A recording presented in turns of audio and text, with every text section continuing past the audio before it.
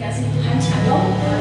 Kita bersyukur bahwa tidak terasa kita sudah ada di bulan-bulan yang tidak tatap orang, bulan-bulan di mana sorak gembira, Natal, puji-pujian begitu ya dikumandangkan.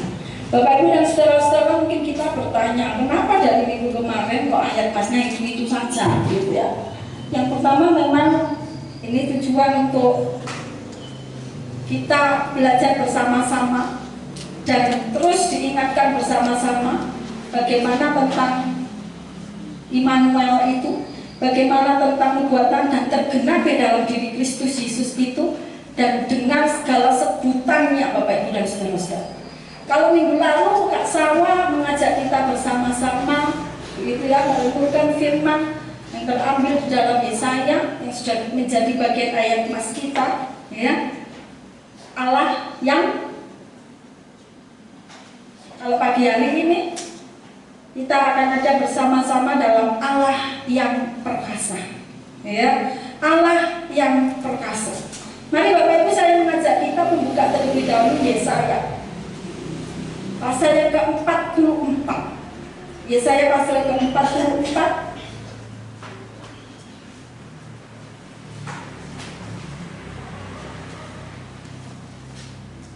Yesaya pasal 44 ayat yang ke-9 hingga ayat yang ke-11. Lalu dilanjutkan ayat yang ke-21 hingga ayat yang ke-23. Saya akan membacakan untuk kita semua di dalam Yesaya pasal 44 ayat 9 hingga ayat yang ke-11. Kebodohan pemujaan patung. Orang-orang yang membentuk patung semuanya adalah kesia-siaan, dan barang-barang kesayangan mereka itu tidaklah memberi faedah. Penyembah-penyembah patung itu tidaklah melihat dan tidaklah mengetahui apa-apa. Oleh karena itu mereka akan mendapat malu. Siapakah yang membentuk Allah dan menuang patung yang tidak memberi faedah? Sesungguhnya semua pengikutnya akan mendapat malu, dan tukang-tukangnya adalah manusia belaka. Biarlah mereka berkumpul dan bangkit berdiri. Mereka akan gentar dan mendapat malu bersama-sama. Ayat yang ke-21. Ingatlah semuanya ini, hai Yakub, sebab engkaulah hambaku, hai Israel. Aku telah membentuk engkau. Engkau adalah hambaku, hai Israel. Engkau tidak kulupakan. Aku telah menghapus segala dosa pemberontakanmu seperti kabut diterbangkan angin, dan segala dosamu seperti awan yang tertiup. Kembalilah kepadaku, sebab aku telah menebus kamu. Bersorak-soraklah hai langit, sebab Tuhan telah bertindak. Bertembik-soraklah hai rahim bumi. Bergembiralah dengan sorak-sorai hai gunung-gunung, hai hutan serta segala pohon di dalamnya. Sebab Tuhan telah menebus Yakub, dan Ia telah memperlihatkan keagungannya dalam hal Israel. Bapak Ibu dan saudara-saudara yang dikasihi Tuhan, kalau kita mendengar istilah Allah yang perkasa, Allah yang perkasa, kira-kira yang terbersit dalam benak pikiran kita itu seperti apa sih Allah yang perkasa? Seperti apakah Allah yang perkasa itu? Coba ditampilkan Kak Sawa. Tadi Kak Sawa sudah carikan saya gambar gitu ya. Kira-kira apakah Allah yang perkasa dalam bayangan kita orang dewasa itu mungkin sama dengan bayangan anak-anak gitu ya. Nah, apakah Allah yang perkasa ini seperti ini Bapak Ibu? Tuhan Yesus bisa terbang pakai lambangnya, kalau pahlawan hero hari ini begitu ya, bukan S. Kalau S Superman, tapi kalau Yesus mungkin Y di dadanya. Ya, masih ada lagi Kak Sawa? Nah, ataukah Allah yang perkasa itu seperti ini Bapak Ibu dan saudara-saudara? Kalau ini Superman begitu ya, dan tidak usah banyak-banyak, nanti kita jadi ya. Nah Bapak Ibu dan saudara-saudara, apakah Allah yang perkasa itu gambaran kita itu superhero?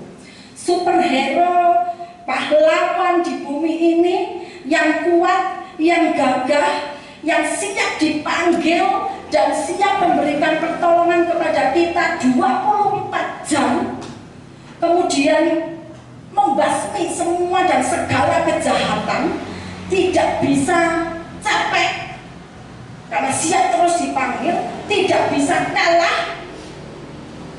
artinya tidak bisa kalah, itu selalu menang Bapak Ibu dan saudara-saudara yang dikasihi Tuhan. Apakah pemahaman kita tentang Allah yang perkasa itu seperti yang sudah saya sebutkan tadi? Apakah Allah itu seperti polisi yang siap menggertak, ditakuti, gitu ya, lalu siap dipanggil kapan saja waktunya hadir, lalu membasmi kejahatan Bapak Ibu dan saudara-saudara? Apakah Allah itu seperti orang-orang di dinas sosial yang siap mengangkat semua kesusahan, kesulitan, atau ketidakmampuan ekonomi, kekurangan-kekurangan, tidak bisa makan, kasih beras, tidak bisa ini, kasih ini, tidak bisa bayar, kasih itu, dicukupi semuanya? Apakah Allah itu seperti orang-orang di dinas sosial begitu ya, yang setiap ada telepon minta ini kasih, minta itu kasih, minta ini kasih ya, ada laporan kejahatan di sini datang, ada laporan begini datang begitu. Nah Bapak Ibu dan saudara-saudara, apakah Allah yang perkasa itu seperti itu? Bapak Ibu, kalau kita menganggap Allah yang perkasa dengan hal-hal yang kita samakan dengan pahlawan di bumi ini, maka kekecewaan yang akan kita hadapi, maka kekecewaan yang akan kita alami. Ternyata ketika kita berdoa memanggil dia tidak menampakkan diri seperti Wonder Woman, dia tidak tampil seperti Superman, dia tidak hadir Bapak Ibu dan saudara-saudara dengan berubah wujud seperti Hulk begitu ya, dan dia tidak muncul di hadapan kita dengan tameng, dengan pedang, dengan senjatanya Bapak Ibu dan saudara-saudara, siap mengenyahkan musuh-musuh di hadapan kita, dan kita disembunyikan di belakangnya begitu ya, kita terlindungi oleh senjata demi senjatanya. Bapak Ibu, tak pernah kita jumpai bukan yang seperti itu. Kita panggil dia dalam doa, kita mohon pertolongannya Bapak Ibu dan saudara-saudara, kita naikkan, kita sampaikan ya saran kita, Tuhan tolong aku sedang dalam masalah seperti ini, tolong aku supaya begini Tuhan, supaya dia berubah Tuhan, supaya datang pertolongan, tidak tahu lewat siapa Tuhan, tidak tahu bentuknya, bisa uang, bisa makanan langsung Tuhan. Kita sarankan Tuhan, kita kasih saran begitu ya. Dan Bapak Ibu dan saudara-saudara yang dikasih Tuhan, kalau kita menganggap Allah yang perkasa itu adalah sedemikian halnya, maka kekecewaan yang akan kita jumpai.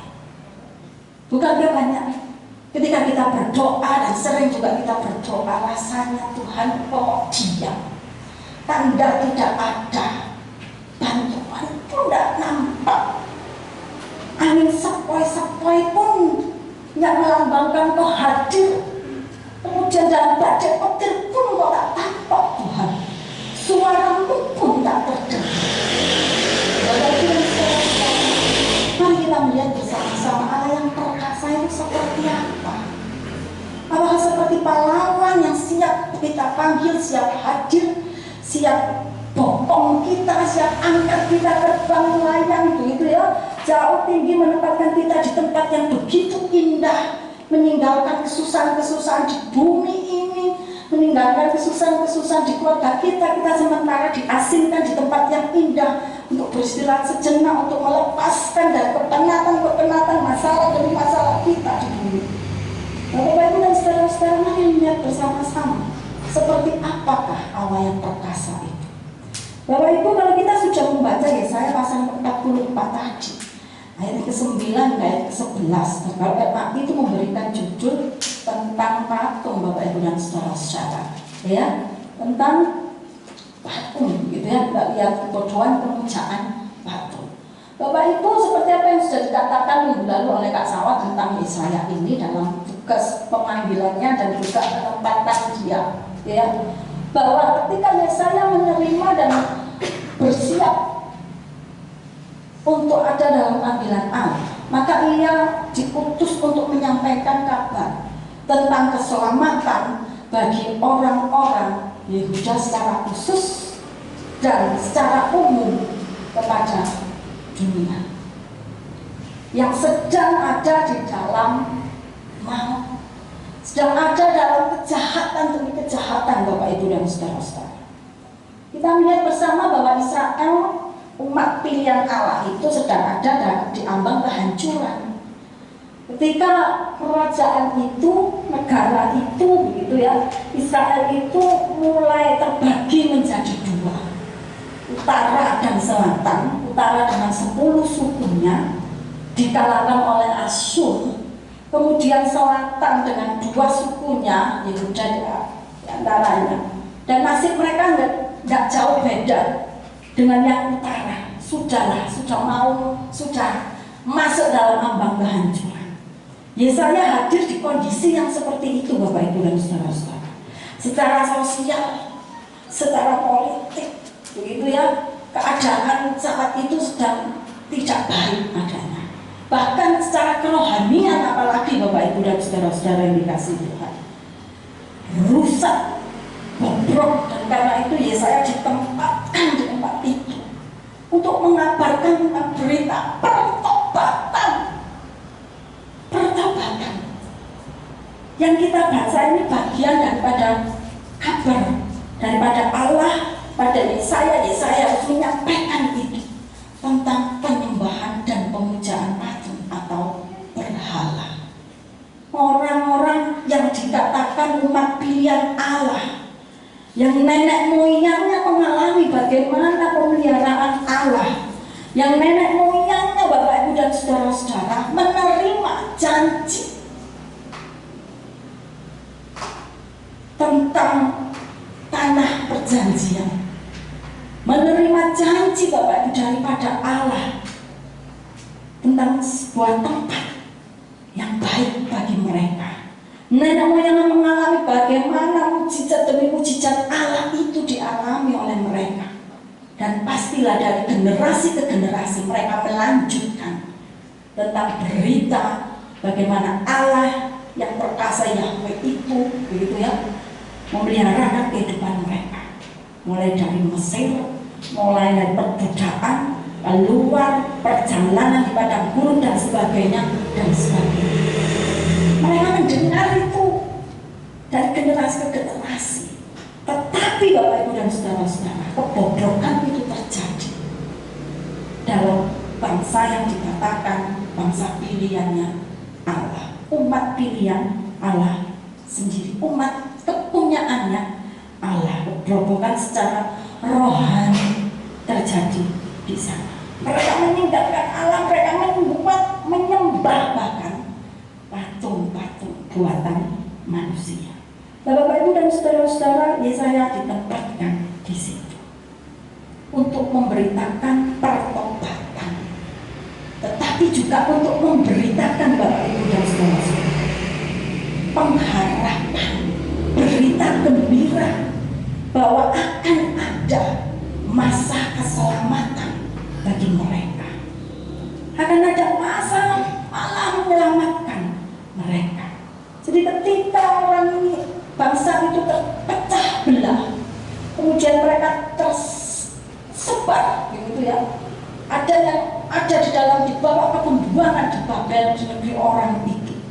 Yesaya memberitakan kepada mereka tentang pertobatan, tentang kehadiran Allah, pertobatan dan juga tentang keselamatan yang bagi umat pilihan Allah. Bapak Ibu dan saudara-saudara yang dikasihi Tuhan, salah satu yang sudah kita baca tadi adalah menyembah patung.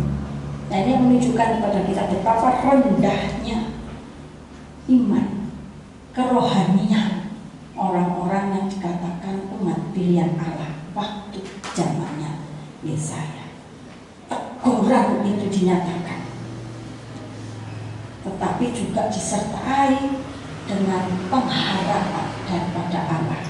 Bapak Ibu, kita melihat di ayat yang ke-21, gitu ya.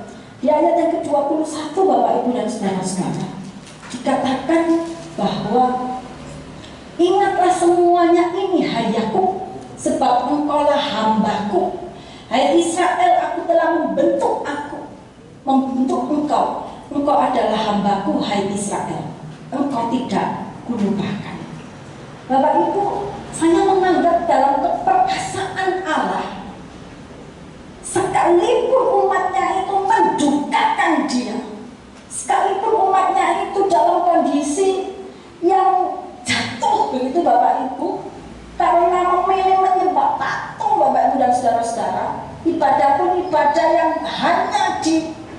hadapan manusia saja, tapi hati tak pernah betul-betul terarah kepada Allah Yahweh.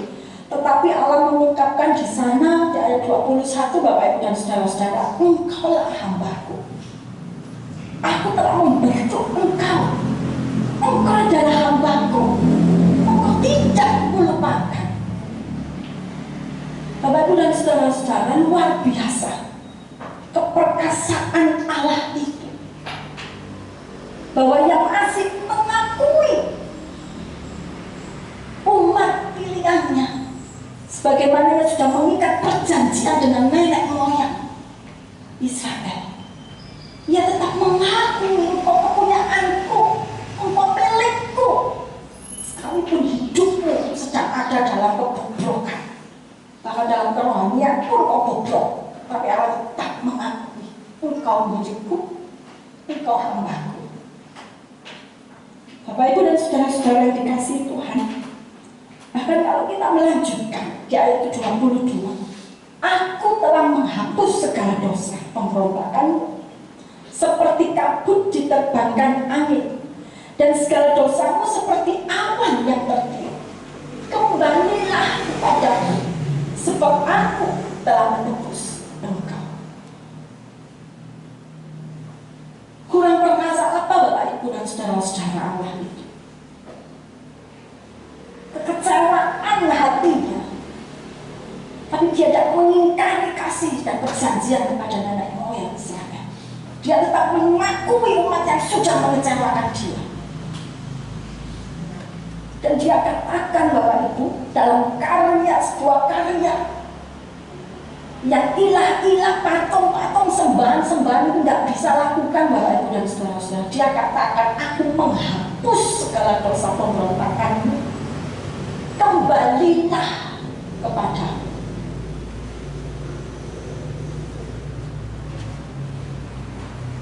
Bagi saya Bapak Ibu dan saudara-saudara, Allah yang perkasa itu bukan superhero yang bisa mengangkat semua masalah kita, kemudian kita terbang ringan, kita tidak. Tetapi bagi saya Allah yang perkasa itu adalah ketika saya berdosa, ketika umatnya berdosa mengecewakan dia terus-menerus Bapak Ibu dan saudara-saudara, tapi dia tetap mengakui bahwa engkau umatku, engkau pilihanku, kembalilah kepadaku. Itu Allah yang berkuasa. Bapak Ibu dan saudara-saudara, tergenapilah apa yang dikatakan oleh Nabi Yesaya itu. Karena itu Yesaya ini diutus bukan hanya untuk Yehuda, tetapi untuk dunia sampai hari ini kita, Bapak Ibu dan saudara-saudara. Tergenapilah apa yang diungkapkan oleh Yesaya di dalam pribadi Yesus Kristus, bahwa penebusan itu terjadi, pengampunan itu terjadi Bapak Ibu dan saudara-saudara melalui apa?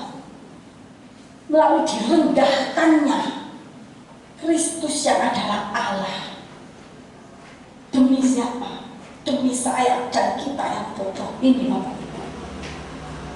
Keperkasaan Allah dinyatakan dalam karya penebusannya, dan Yesaya ungkapkan itu pada umat yang bodoh moralnya, yang sangat rendah rohaninya karena mengecewakan Allah. Dan berita itu dilanjutkan sampai dengan hari ini, bahkan sampai kesudahan bumi ini Bapak Ibu dan saudara-saudara, tentang Kristus Yesus yang adalah satu-satunya juru selamat yang menghapus, yang mengampuni manusia daripada dosa, yang mengangkat kita Bapak Ibu dan saudara-saudara yang dikasihi Tuhan dari maut itu berpindah kepada terang yang baik. Bapak Ibu dan saudara-saudara yang dikasihi Tuhan, dia bukan pahlawan di film-film India yang kalah dulu baru menang, gitu ya. Yang sampai kalau film itu 2 jam, durasinya 2 jam, 1,5 jam itu kalah, disiksa, dianiaya, kalah Bapak Ibu dan saudara-saudara yang kasih Tuhan. Kemudian setengah jam berikutnya yang muncul sebagai seorang pahlawan Dan endingnya dia menang di atas segala musuhnya. Seperti film-film India, gitu ya. Tapi India sekarang sudah tidak begitu, ya. Nah, Bapak Ibu dan saudara-saudara, tidak. Ia menggenapi dalam ia direndahkan, ia menggenapi nubuatan para nabi tentang seorang menebus hamba yang menderita. Saya ungkapkan itu mukanya pun tidak dikenali dalam penderitaannya. Tapi yang menggenapi apa yang pernah disampaikan oleh para nabi dalam perjanjian lama, ia genapi itu. Dia menderita untuk menyatakan kemuliaan Allah dalam karya penebusan di kayu salib. Mari saya mengajak kita membuka Filipi pasal yang kedua, ayat yang kelima. Filipi pasal kedua, ayat yang kelima hingga ayat yang ke-11. Yang semua kita pasti kita sudah hafal gitu ya, dan tahu tentang Filipi di pasal yang kedua ayat yang kelima ayat ke-11. Firman Tuhan dikatakan seperti ini. Hendaklah kamu dalam hidupmu bersama menaruh pikiran dan perasaan yang terdapat juga dalam Kristus Yesus, yang walaupun dalam rupa Allah tidak menganggap kesetaraan dengan Allah itu sebagai milik yang harus dipertahankan, melainkan telah mengosongkan dirinya sendiri dan mengambil rupa seorang hamba dan menjadi sama dengan manusia. Dan dalam keadaan sebagai manusia, ia telah merendahkan dirinya dan taat sampai mati, bahkan sampai mati di kayu salib. Itulah sebabnya Allah sangat meninggikan dia dan mengaruniakan kepadanya nama di atas segala nama, supaya dalam nama Yesus bertekuk lutut segala yang ada di langit dan yang ada di atas bumi dan yang ada di bawah bumi, dan segala lidah mengaku Yesus Kristus adalah Tuhan bagi kemuliaan Allah. Bapak Ibu dan saudara-saudara, dalam pengosongannya sebagai Allah yang rendah, yang jadi manusia, yang mengalami tekanan-tekanan, yang mengalami apa yang manusia alami, begitu Bapak Ibu dan saudara-saudara. Demi satu kemuliaan Allah dikatakan, penebusan terjadi untuk saya dan untuk kita. Bapak Ibu, inilah Allah yang perkasa bagi saya. Inilah karya Allah yang perkasa, yaitu penebusan, karya penebusan manusia yang berdosa, untuk menikmati dan mengalami, merasakan kasih dan pengangkatan daripada Allah, karya Allah yang perkasa itu. Bapak Ibu dan saudara-saudara, dalam keperkasaannya itu tercakup yang paling utama saya katakan, pengorbanan, penebusan oleh Kristus Yesus dalam Allah yang perkasa itu. Selain itu Bapak Ibu dan saudara-saudara, dalam keperkasaannya itu juga mencakup penciptaan atas alam semesta ini, penciptaan kita, bahkan pemberi kehidupan nafas sampai dengan hari ini Bapak Ibu dan saudara-saudara, perencana hari depan kita. Bahkan dia adalah Allah dalam perjanjian dan waktu. Terus dia katakan apa yang sudah tertulis dalam firman-Nya, maka akan terjadi Bapak Ibu dan saudara-saudara. Dia Allah dari perjanjian dan panggilan. Itulah Allah yang perkasa, pengorbanan, penebusan oleh Kristus Yesus. Saya mengajak kita membuka dalam 1 Korintus pasal yang pertama ayat yang ke-30. Firman Tuhan dikatakan seperti ini dalam 1 Korintus pasal yang pertama ayat yang ke-30. Tetapi oleh Dia kamu berada dalam Kristus Yesus, yang oleh Allah telah menjadi hikmat bagi kita, yang membenarkan dan menguduskan dan menebus kita. Yang membenarkan, menguduskan dan menebus kita. Itulah Allah yang perkasa. Itulah Allah yang perkasa. Bagaimana dengan kita hari ini Bapak Ibu dan saudara-saudara? Kita mengalami kita menikmati keperkasaan Allah bukan dari berkat-berkatnya saja, bukan dari kenikmatan-kenikmatan yang membuat kita puas, membuat kita berhasil, yang membuat kita tersenyum, membuat kita tidak kekurangan, tidak sampai Bapak Ibu dan saudara-saudara minta-minta. Tetapi Bapak Ibu dan saudara-saudara, kita mengalami keperkasaan Allah itu juga dalam karya penebusannya, pengampunannya Bapak Ibu, dalam kasih yang sabar panjang itu, yang terus mau mengampuni dan mengampuni kita. Sekalipun kita ini anak yang nakal gitu ya, tapi dia mengampuni kita dengan panjang sabarnya.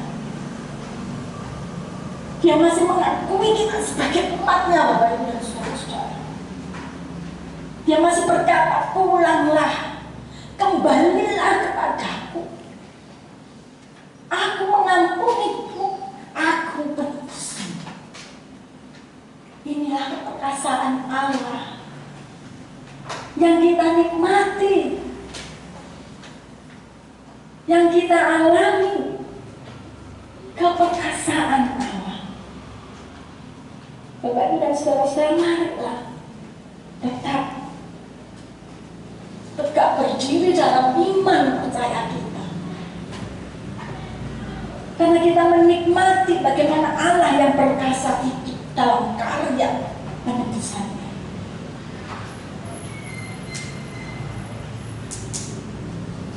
Bukankah Bapak Ibu dan saudara-saudara, dalam kepedihan-kepedihan kita dan kita tak kunjung mendapatkan yang namanya senyuman, lama kita bisa tersenyum karena dalam kepedihan yang berlalu, bukannya kita dapat menjumpai dan menemukan bagaimana sekalipun dalam kepedihan itu kita dapat melihat, kita dapat mengakui bahwa yang pedih ini pun diizinkan ada untuk membuat kita akan tersenyum nantinya, untuk mengubah hati yang mungkin keras ini, untuk mengubah jalan yang mungkin bengkok ini. Bukankah itu karya daripada keperkasaan Allah?